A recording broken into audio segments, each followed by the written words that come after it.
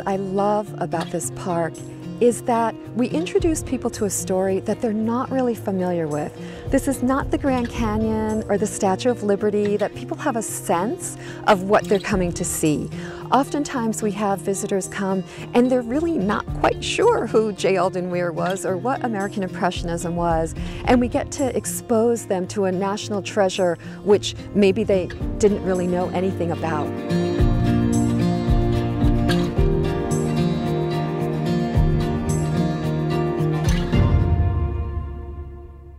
J. Alden Weir was the 15th son of 16 children of a professor at West Point Military Academy, so there was not much money. But he did go to France to study, and he was certified in the École des Beaux-Arts, and he came back here and raised money for himself by doing portraiture, going to Europe to buy paintings for wealthy New Yorkers, and by giving art classes. And he gave an art class to a wealthy young woman by the name of Anna Baker, and he ended up marrying her, and after that his money problems were solved. So he bought this property in 1882, and the story is that he traded it for $10 and a painting, and we don't know which painting it was, but we'd love to know. So there were 3 American artists who lived and worked here starting in 1882. The first artist was J. Alden Weir. He was an American Impressionist, and not only did he work here, but his artist friends came to visit him here at his summer home. The second artist was Mahan Young, who was actually a grandson of Brigham Young. He married the middle daughter of J. Alden Weir, and her name was Dorothy Weir. He was a very well-known sculptor, and he lived here starting from the early 1930s till about the late 1950s. Weir's youngest daughter, Cora Weir Burlingham, also lived here at the site. Cora was still living here when the third family of artists moved in. Sperry and Doris Andrews, and they were here during the period of about 1958 to 2005. So Doris Andrews and Cora Weir Burlingham were living at the site here in the 1960s and 70s when there was a lot of development in the area. There was this huge concern not only by Cora and Doris that something should be done to continue keeping the site preserved, but they also garnered support from local neighbors, to senators, legislators, local authorities, museums, and started a grassroots campaign. They had a vision of how important this landscape, this setting is to the legacy of American art. And they worked as preservationists to get the ball rolling to start the process of how this eventually became a national park.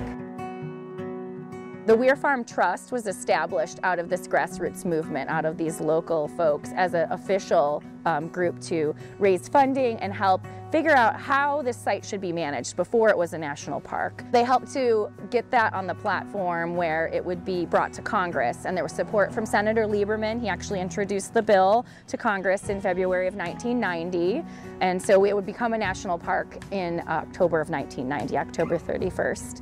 This campaign that would result in the Weir Farm Trust, the Trust for Public Land, the state of Connecticut, combining together to acquire land back. And then that would eventually be purchased by the National Park Service. So now today we manage about 68 acres of public lands, and there's a neighboring preserve and other green space around us. Weir Farm is a National Historic Site. And given that, you know, our focus for the 2 gardens, our primary gardens here, the Secret Garden and the Sunken Garden, is to maintain the look of the gardens the way it was back in the day. They're beautiful gardens, grounds, stone walls. It's a quintessential Connecticut landscape, and it's been so well preserved it's like stepping back in time.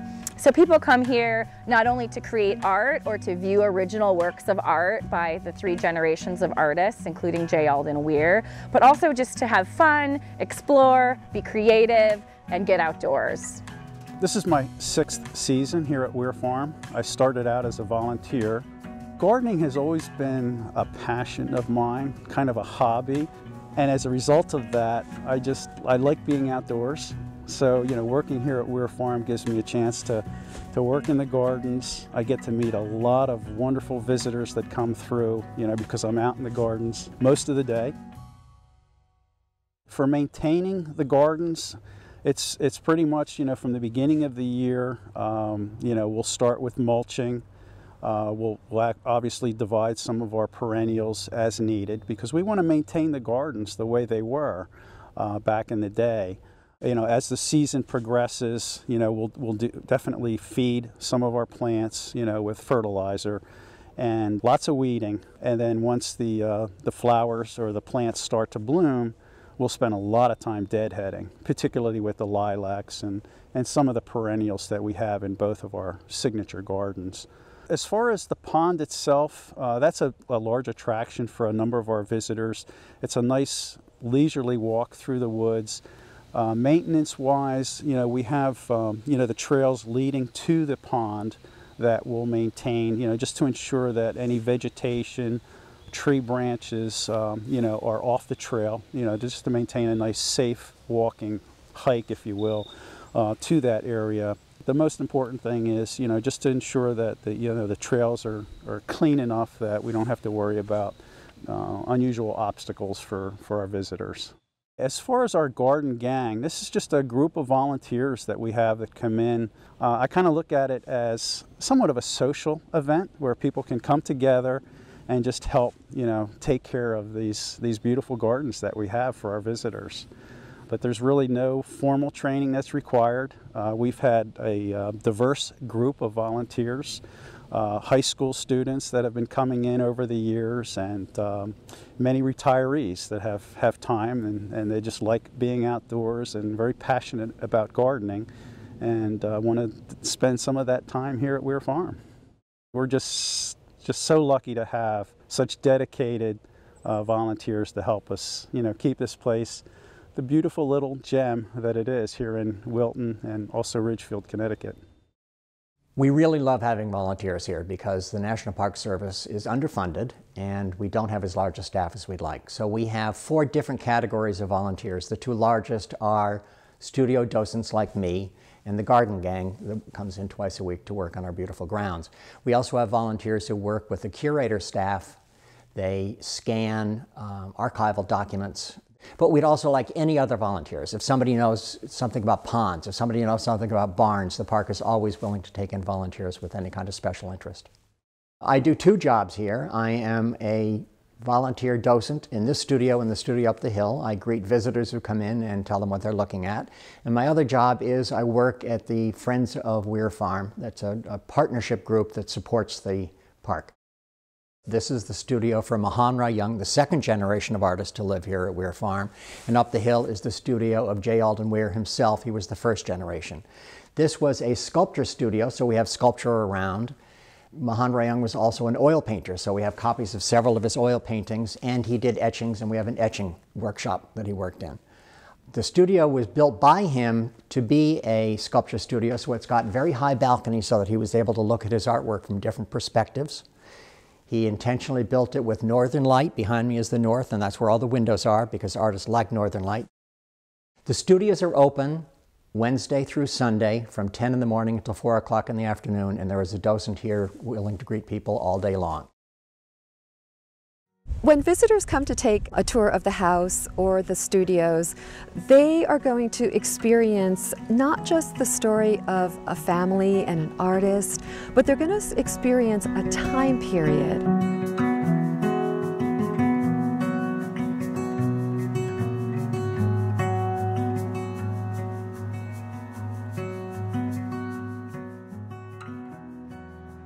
My basic duties as a National Park Service Ranger are to share the story of this national treasure with our visitors. I give house tours during which I bring to life the story of the artists and the legacy of the families, the landscape, the lifestyle here. And then I also greet visitors at the visitor center. So we get to introduce the park to the visitors and give them, a bunch of options of things that they can do here. They can see original art and reproduction art in the studios and in the house.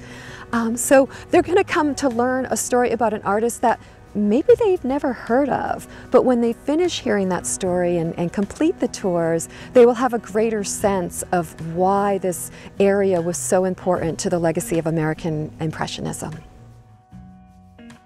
So we have a lot of buildings here at Weir Farm. The one that people stop in first when they visit is our Park Visitor Center. So today what you find when you go inside is our rotating museum gallery. We have a new exhibit every season. Sometimes it's original artwork from our collection that's not always on display. Sometimes it's local artists. We've had student art exhibits. So there's always a new exhibit in the visitor center. And then we have our museum store, so people can buy a memento or a book or something to remember their visit by when they come to visit the park. At the visitor center, we have our park rangers that greet everybody when they come here, let them know what their options are for the day, provide them with maps of the trails, sign them up for our tours and programs. It's a great place for family fun.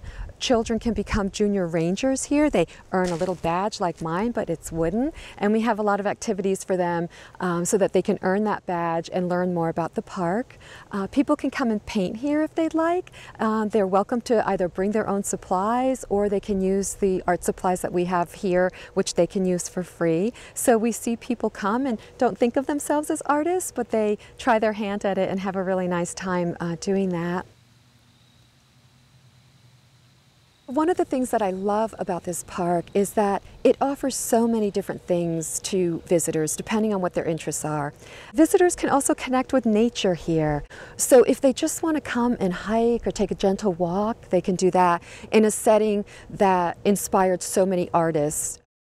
Visitors should come here so that they can learn more about American art history. They can learn the legacy of the artists who were here, and we'd love to share that story with people from all around the world.